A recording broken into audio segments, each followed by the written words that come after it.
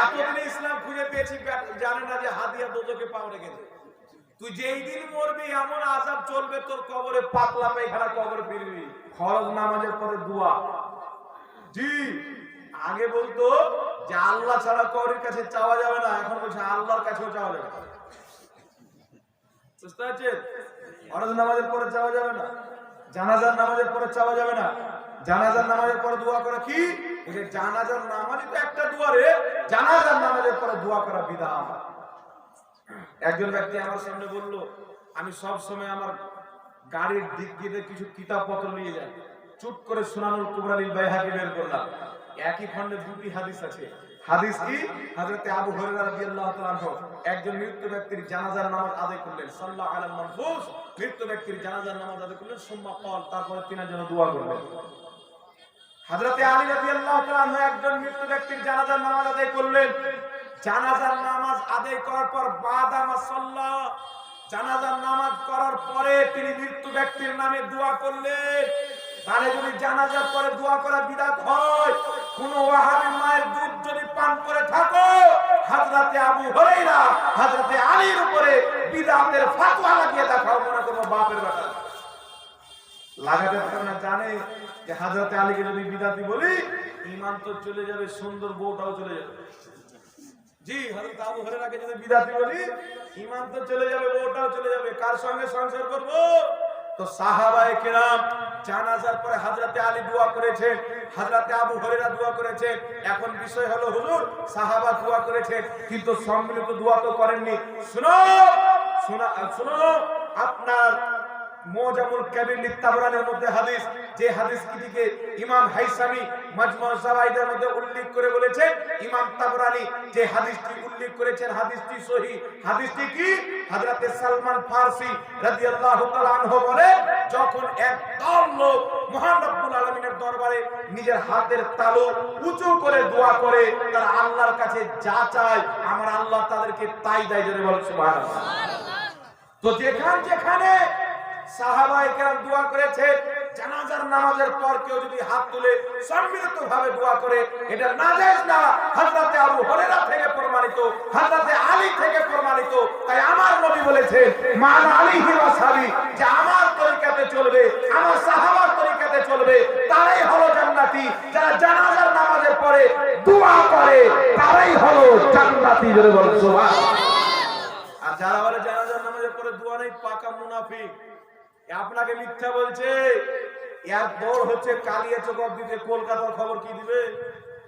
জি, একটা লোক যদি কলকাতা বাপের জন্ম না দেখে তাহলে বলতে পারবে কলকাতায় ভিক্টোরিয়া আছে, কারবানা কে কিভাবে তৈরি করেছে বলতে পারবে? তো এদের দল হচ্ছে ছখানা হাদিস, এটিও ভালো করে পড়ে না, তাছাড়া জানে না। কিন্তু নামাজের পরে সাহাবায়ে কেরাম জানাজার নামাজের পরে দোয়া করেছে। তো যে কাজটা সাহাবা করেছেন করা যাবে কি যাবে না? জোরে বলতে হবে, যাবে কি যাবে না?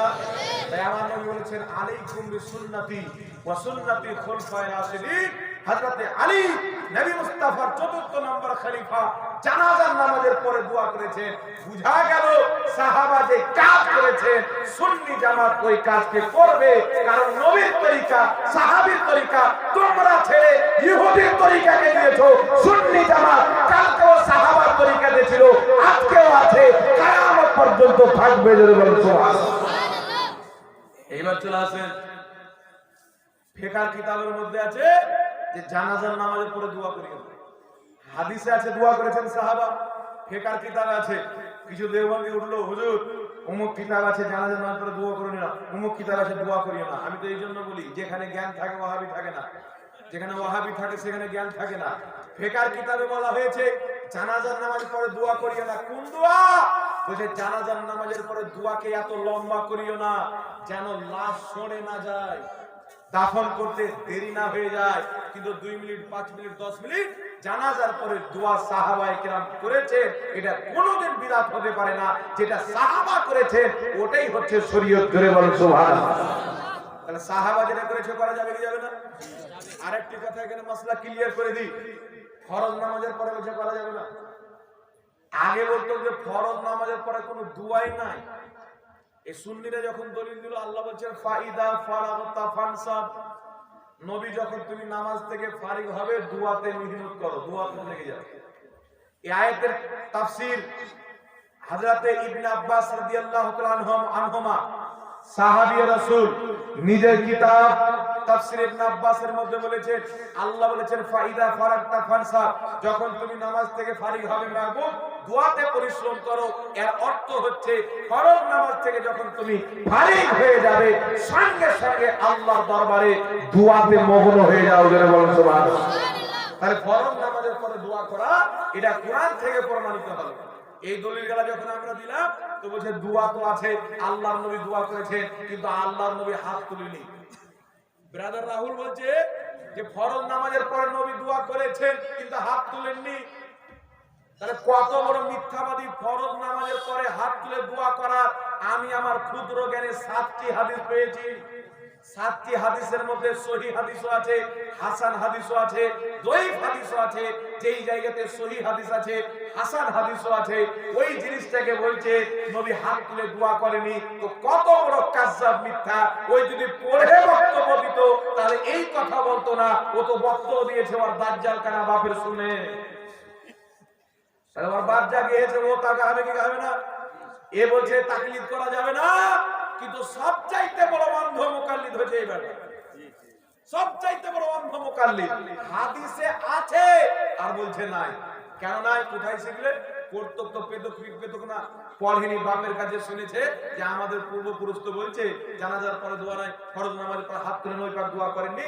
ওটাই মানুষের সামনে বলে দিয়েছে হাত তুলে দোয়া করা যাবে না। আমি চ্যালেঞ্জ করতেছি কিয়ামতের সকাল পর্যন্ত কোন আহলে হাদিস যদি বাপের বেটা থাকো আমার চ্যালেঞ্জ অ্যাকসেপ্ট করো, আমি প্রমাণ করব নবী পাক সাল্লাল্লাহু আলাইহি সাল্লাম ফরজ নামাজের পরে দোয়া করেছেন আর হাত তুলেও দোয়া করেছেন। জোরে বলুন সুবহানাল্লাহ। হাত তুলে দোয়া করেছেন, মিথ্যা চলবে না। জাতি যখন জেনে যাবে না, চাপ্পাল জুতো একটাও পায়ে থাকবে না, সব গালে পড়ে মরবে। মানুষ যখন জেনে যাবে না যে হাদিসে আছে আর বলছে না, একটা চাপ্পাল মানুষের কদমে থাকবে না, সব মরবে গালে পড়বে। তো জি, আমার নবী ফরজ নামাজের পরে হাত তুলে দোয়া করেছেন। এখন বলে হুজুর নবী তো একা করেছেন, সম্মিলিত তো করেনি। জি, বহুত রকমের প্রশ্ন। সম্মিলিত দোয়া তো করেনি। আমি বললাম শোনো, তোমাদের সবচাইতে বড় ইমাম, আহলে হাদিস সম্প্রদায়ের সবচাইতে বড় ইমাম ইবনে কাসির নিজের কিতাব আল বিদায়া ওয়ান নিহায়ার মধ্যে লিখেছেন, ইমাম তাবরি রাহমাতুল্লাহ আলাইহি তারিখে তাবরির মধ্যে সনদ সহ হাদিসটি উল্লেখ করেছেন। হাদিসটি কি? একদল সাহাবী কোন একটি জায়গাতে যাচ্ছিলেন, রাত্রি হলো, মরুভূমি এলাকাতে ঘুমিয়ে গেলেন। ঘুমার পরে ফজরে জেগেছেন, ফজরে জাগার পরে নামাজ আদায় করেছেন। নামাজ আদায় করবে, দেখছে যে আমাদের উট সামান কিছু নাই, সব হারিয়ে গেছে। সাহাবীরা রাসূল হারা জাগে নামাজ পড়ো, কারণ নামাজ হচ্ছে ফরজ। সাহাবার অন্তরে নামাজের মহব্বত ছিল। সাহাবী নামাজ আদায় করলেন।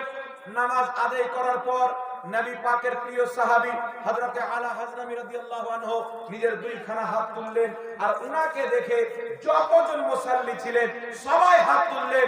সম্মিলিতভাবে তিনি দোয়া করতেছিলেন, সবাই আমিন বলতেছিলেন। দোয়া করতে করতে সূর্য বেরিয়ে এলো, তাদের দোয়া কবুল করে তাদের হারানো সমস্ত জিনিস আল্লাহ তাবারাক ওয়া তাআলা ফিরিয়ে দিল। জোরে বল সুবহানাল্লাহ। একজন ব্যক্তি আমাকে ফোন করলো, আহলে হাদিসদের হুজুর, নবী বা সাহাবী কোন ফরজ নামাজের পরে সম্মিলিতভাবে হাত তুলে দোয়া করে। আমি এই হাদিসটা পেশ করলাম, তো বলছে ফজরের ফরজ নামাজের পর না, ফজরের ফরজ নামাজের পর তারা নফল নামাজ আদায় করেছিলেন, তারপরে সম্মিলিতভাবে দোয়া করেছিলেন। বললাম বাহ বেটা, ফজরের ফরজ নামাজের পর নফল নামাজের বাপ তৈরি করলো নাকি? ফজরের ফরজ নামাজের পর নফল নামাজ আছে?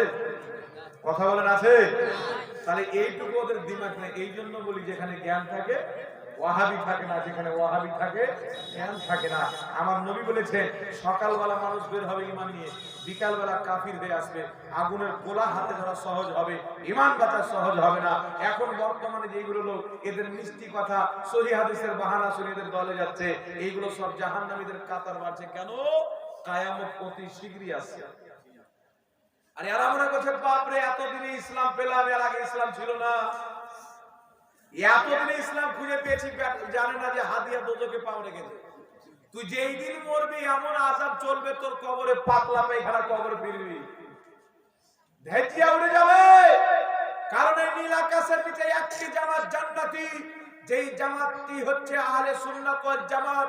ইমাম আহলে সুন্নাত আলা হযরত যে জামাতের খিদমত করেছে, খাজা গরিব নওয়াজ যে জামাতের প্রচার করেছে, গাউসে আজম যে জামাতের প্রচার করেছে, ইমামে আজম যে জামাতের প্রচার করেছে, ইমামে হুসেন যেই জামাতটিকে ইয়াজিদের হাত থেকে বাঁচিয়েছে, যেই জামাত সাহাবার জামাত, যেই জামাত রাসূলুল্লাহর জামাত। তাই আমার আপনার নবী এই কথা কোনোদিন বলেননি আহলে হাদিস জান্নাতে যাবে।